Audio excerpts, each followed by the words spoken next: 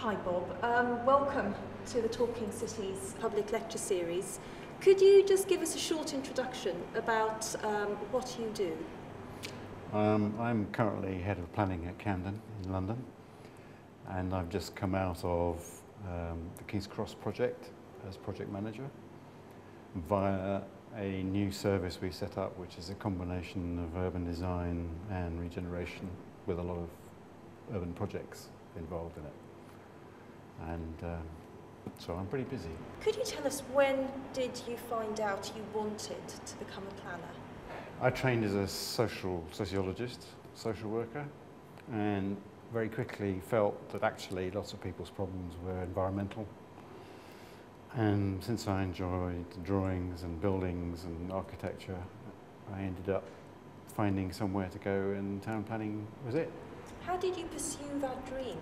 Probably got more of a dream now than I have then, but then I just applied for planning jobs and got one, and came home an evening and a friend of mine rang up and said he wanted me to go to New York and train as a leather buyer. So I sat there saying, planner, leather buyer, what do I do? You know, but I stayed with the planning. Tell us a bit about your career, particularly the recent award you've won. The first 10 years were training as a planner, and in those days you did everything. So it wasn't as fast and furious and numbers-led as it is now. And that was in Kensington and Chelsea, which is a very interesting place if you're an architect, and especially if you're into heritage. And that was mixed with regeneration projects. And after that I moved across to Camden to run their appeals section. So that was at the time when computers were just beginning to get widespread, so it was a bit of an advantage really, and better presentation, won lots of appeals. But then I moved over temporarily for 6 months to King's Cross to, at the time, we thought, finish off the details of a previous big development proposal. And that was a 6-month secondment that went on for 6 years, by which time I went I was either more myself or with other people working on King's Cross issues, and others. And much of that time was spent with the Channel Tunnel rail link and the Eurostar line into to the tunnel to St Pancras, where we spent a lot of time trying to figure out the best process and arguing matters in the House of Commons Select Committees and things like that.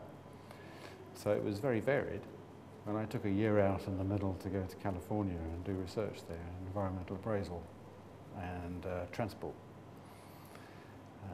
So quite interesting. And then King's Cross really picked up again around 2001, and it's been a steady process through then of going from vision to policy to applications, and now we're starting delivery, which is great. But it is probably only year 15 of a 25-year project, so it's quite, you have to take a long view on it. So tell us about the award. Well, King's Cross got 2 awards at the Mayor's London Planning Awards, one for the project itself and for the developers primarily, and you probably know them, Argent, who've done Brittany Place here and other things. And the other one was personal contribution to planning in London, sort of probably goes alongside dealing with such a big project. But I think it's the first time they've had that award. So Congratulations. What makes a 21st century station? It's locating that station successfully into the landscape in a way that they don't usually at the moment. They're surrounded by transient areas, no one owns the land around it, people rushing to and fro, they don't belong there for a long time. And they create big barriers to movement around the city, and they create traffic problems, and all these things are susceptible to design solutions, and with creative use of materials and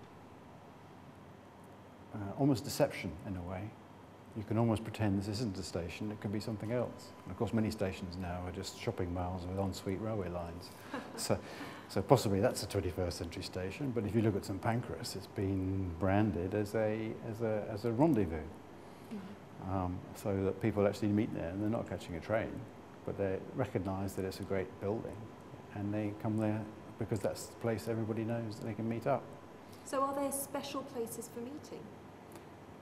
I think they can be, but most of them aren't really conducive because they don't have enough space and there's too much movement through them. So you're sort of doing things rather than pausing and looking around and seeing, oh, over there. St Pancras is one of the few that actually has pause spaces and enough size to cope with people who are just standing around.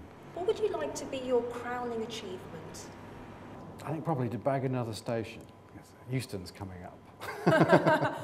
Are the stations the challenge then? The stations are really interesting because I'm probably an honorary transport planner as well, and they present very particular challenges. And if you're at all interested in more than just planning and you're interested in architecture and engineering and transport and all the things that go along with putting a development into the local community, then station development is really exciting. It's got enough complexity and it's going to be another big scheme, and it'll struggle for money and all the usual things, and it'll be but it could be really exciting to build a 21st century station.